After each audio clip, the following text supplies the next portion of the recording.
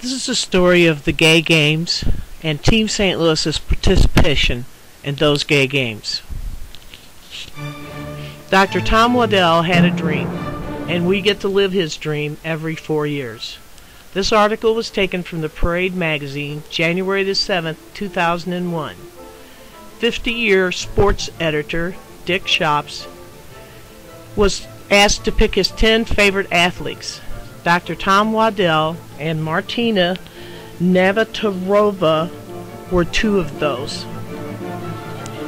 First games, first participation medal, 1,350 athletes, 179 cities, 12 nations, 14 sports, and they had $125,000 to put that on with.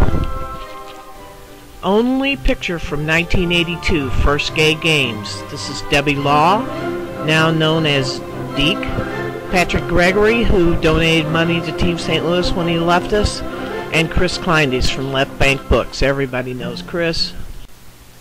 1986, San Francisco.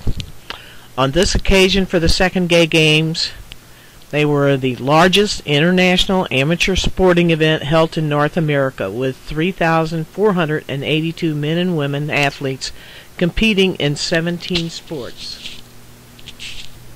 Kezar Stadium, San Francisco.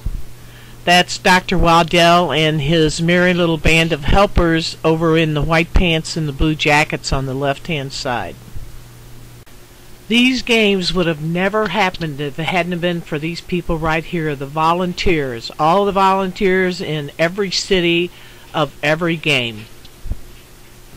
Entertainment on the stage brings to my mind that 16 years later, in 2002, there was 560 people on the stage of the Sydney Opera House.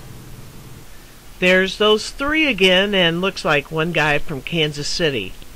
Those three won medals at every game they went to. We're just always entertaining. Getting ready to go to Vancouver. Drag shows, tailgate sales, garage sales, crazy bowls. Oh, and yeah, Jello shots. Biggest part of the team for Vancouver 1990? Yes, that's Pat McNeil on the right. Isn't he cute? At Pride, selling hot dogs and hamburgers. I heard him say they would never do that again. We've all been there. Couple of familiar faces. Well, we're always having fun. Third Gay Games, August the 4th, 1990. BC Stadium, 7,300 athletes, 750 art performers, 15,000 spectators at the opening ceremonies. We lost Dr. Tom Waddell July the 11th, 1987, from AIDS complications, but his dream lives on. Toddy Dunham, coach of the arch rivals, who I drove to Vancouver. She had a heart condition and couldn't fly. Little did I know, by the time I got out of Iowa, that half the people on the road were going to the same place I was going. I was so excited I could hardly drive. Outside BC Stadium waiting to march in. That's our guys there in the teal shirts, Team St. Louis. Boston is in the pink, and I'm pretty sure the white ones are Hawaii. Together we ran, jumped, sang, played, loved, and unilaterally changed each other's lives, and may we never look back. First team that the arch rival played in Vancouver was a team from Montreal, which was a hockey team who made themselves into a softball team because there wasn't any hockey, but they so wanted to be there. They were sleeping in the park in tents, but you know, some of them kind of moved into the hotel with us, and relationships were formed and a good time was had by all. Chris Kleindienst, Kathy Johnson, both of them had won a gold and a silver that day. Kathy Johnson stayed with us until Amsterdam, I believe, and now is with Team San Francisco. Chris Kleindienst receiving one of her medals. You might know Debbie Law would choose the hardest thing to do, bicycle uphill. She won silver. You know it's all about the fundraising, and going to New York we got a little innovative. Rob Lotharo. Is Howard having a good time or what? There's Rolf always doing his part. I think he holds the title for the most 50-50 tickets sold. Our own Debbie Schmidt. Aha! Jello shots. Tom was probably trying to talk Ellen into turning loose of some money. New York City, 1994. 7,000. Yes, I said 7,000 volunteers. 10,864 athletes. There were 15,000 seats in Wynn Stadium. There were 25,000 people in Wynn Stadium. We sat on the ground. Took 45 minutes for the procession to come in. And there were 2,000 cities represented. Walking into Wynn Stadium, Columbia University, New York City. 92 very proud Team St. Louis members with their homo flip cards. The games were changing the way the world looked at our community. And maybe even better, it was changing the way that we looked at ourselves. Remember now, this was 1994. It has nothing absolutely to do with Team St. Louis, but everything to do with the gay games. It was such a statement.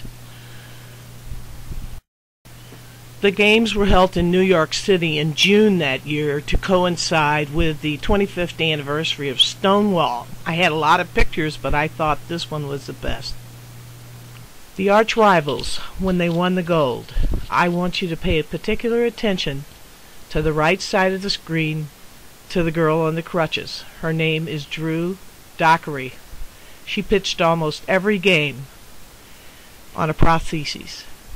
And at the end it was bleeding and she had to take it off. Not a sad story, but a proud story. Sam Sinnott, 3 goals, cycling. Chris Kleindienst set a gay games record for the 40 to 44 year age group by winning the 400 meter for the 4th time. It's only been 4 games. Stephanie Jones, silver in wrestling. Deb Law, bronze in cycling. Bronze in cycling, bronze in figure skating. Bill Grant, 6 goals. I don't know how old he was, 86, 88, but if he got in the pool and he got out, he won. Cheryl France, that won gold for cycling, also was on the arch rival softball team that won gold. Dr. Deb Begogno, who won silver in golf, also put on a golf tournament before we left, raised almost $10,000, which was largely responsible for us having 92 people in New York. And Rob Lotharo, who won gold in rollerblading. Just to let you know, we weren't just a bunch of pretty faces. And these guys are just gold. Karen Schmalley, Ellen Dubinsky, they ran the volleyball concession stand for 8 years, maybe 9. And Ellen was always making sure we had money to do whatever we needed to do. The pool shooter. Closing ceremonies. Yankee Stadium. 55,000 people. Fireworks, 500. Laser show lasted 4.5 minutes. Extra subway cars to get us there and get us out, 333. And then there was Patti LaBelle, Harvey Feinstein, Kathy Nimji, Amstead Maupin, Lee Deloise, and RuPaul, to name a few. I took this shot walking into Yankee Stadium. What a thrill that was. And this, my friends, is a story of the flag. 1 mile long, 30 feet wide, largest ever created in 1994, to that point. 3 times as high as the Empire State Building. The weight was 7,550 pounds, and it measured over 3.64 acres. 17,600 square yards of fabric. Took 121 days to sew it, 3 weeks to fold it, 10 million stitches, 62 miles of nylon thread.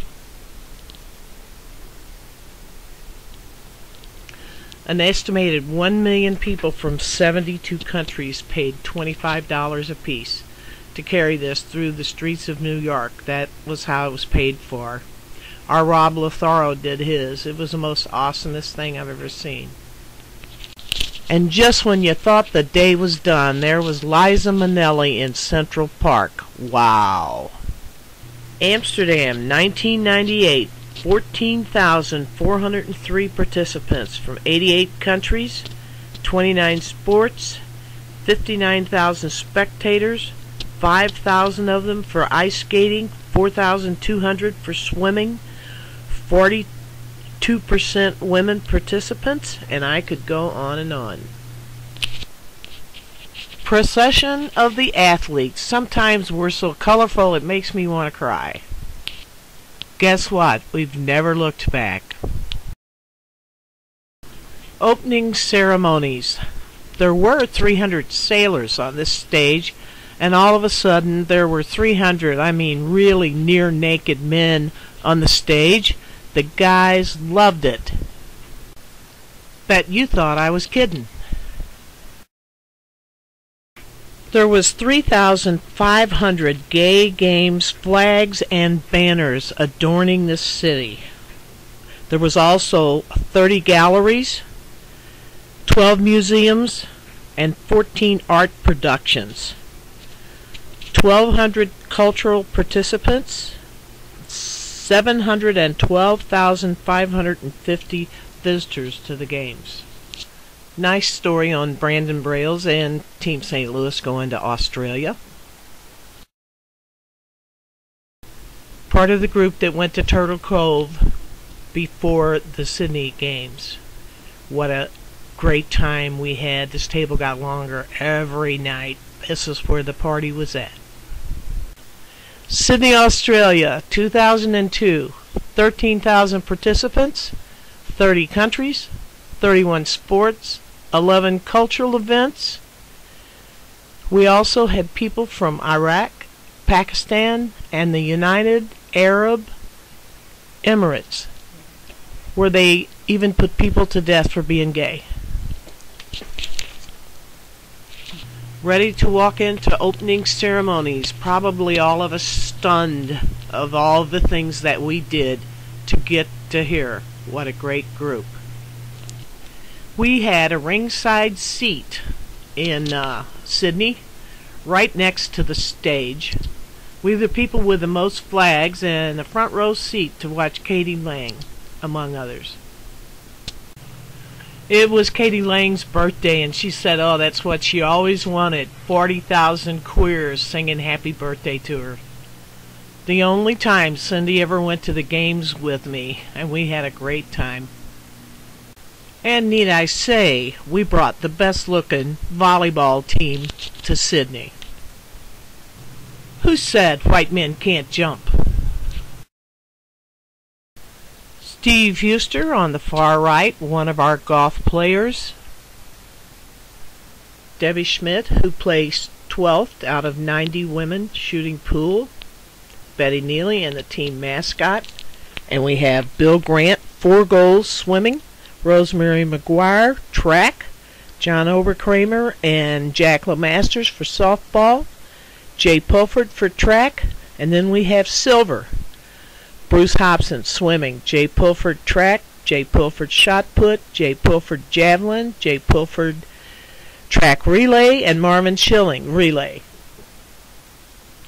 Jay Pulford with his medals, and now we have bronze. We have Carl Gunderson swimming, Marvin Schilling shot put, Marvin Schilling javelin, and Jay Pulford for track. I told you there was 560 people on that stage. Now, I know you can't see them all, but I wasn't supposed to be taking pictures in there anyway, and no camera was good enough to get that. The bravest of the brave of Team St. Louis who climbed the Sydney Bridge at night. And that's what people looked like from the ground. I had to cheat just once. That's a postcard. Closing ceremony, Sydney, Australia. It was also the night we gave the Tom Waddell Award to Alice Hoagland, mother of Mark Bingham, a gay rugby player from San Francisco who was one of the heroes of Flight 93 on 9/11. Cindy Walsh and Miss B underneath the "We're glad you came" and "Farewell to all of our Gay Games champions" signs in the airport, which was really kind of nice. Back to the fundraising. We're going to Chicago. Tom Walsh, Tom E. They're just smiling because they're nice guys, because after all these years of selling Jello shots, you just kind of cringe when you hear the word. One of the things we helped sponsor was a movie. Well, after all of the Jello shots, volleyball tournaments, crazy bowls, margarita booths, you know, same old thing, fundraising, we finally get a little party before we go. Chicago, 2006. 11,650 participants from 70 countries, 140,000 spectators at 31 sports. Always colorful, always entertaining. There we are, a part of the 10,000. Lighting this is always kind of emotional for me. What can I say? We have now corrupted Yankee Stadium, Soldiers Field, and the home of the Cubs. I thought this kind of fitting with the American flag flying in the back and the Gay Games flag in the front. Cyndi Lauper, she just keeps on entertaining us. Great dress. Folding it so they can fly it over Cologne in 2010. There was a governing fracture in the Gay Games, and Montreal decided to have their own out games. There was 10,248 participants from 111 countries, participating in 35 sports. And they came up 4.3 million short. Hanging out in the hotel lobby, waiting to go to opening ceremonies. We all went together, which was super. Outside the stadium, waiting to walk in. What a sky. Had a little rain shower. Walking into opening ceremonies. When these guys were performing, it was the only time the stadium was quiet. They were really something. May I repeat, we're always having fun. Same park as the last picture, only at night. We spent a lot of time there, drinking. Team St. Louis drinking. There's our Michael Brown rowing up the river in that red Team St. Louis hat. That's Kevin on the left there, who was rowing in competition also that day. And Rodney on the right, and some good-looking guy I guess they ran into while they were there. Played 35 games of pool that day. The girl on my left gave me the privilege of putting a medal around her neck. I want to thank everybody on Team St. Louis here from this 70-year-old's heart about all the things that was done for me on this trip, like carrying my backpack and getting me seats on a train and bringing me water, etc., etc. Donald and Michael, before they got all sweaty. Donald and Michael doing the badminton thing. The other team asked Michael how long they'd been playing, and he looked at his watch and said about 4.5 minutes. Sonia Fourier and Ann Taylor dancing. And with their medals, they won a gold and a silver. Team St. Louis's shock volleyball team that placed fourth. Well, these girls know how to do the rah-rah thing. I'd like to mention here that Carl Gunderson won 2 golds and 1 bronze in swimming, and that Steve Huster placed 4th in golf in Chicago and Montreal. And now it's back to the fundraising, and we're off to Copenhagen in 2009 and Cologne in 2010, and this story will continue. The Human Rights Campaign honors Team St. Louis for outstanding leadership and service to the lesbian, gay, bisexual, and transgender community. Organizational Equality Award for 2006. Team St. Louis President Michael Rieger accepting the award from the Human Rights Campaign, and Tom Walsh, past president. What a class act. Our table at the event: Carl Gunderson, Marnie Perlman, Michael Rieger, Debbie Miller, Michael Brown, and Tom Walsh.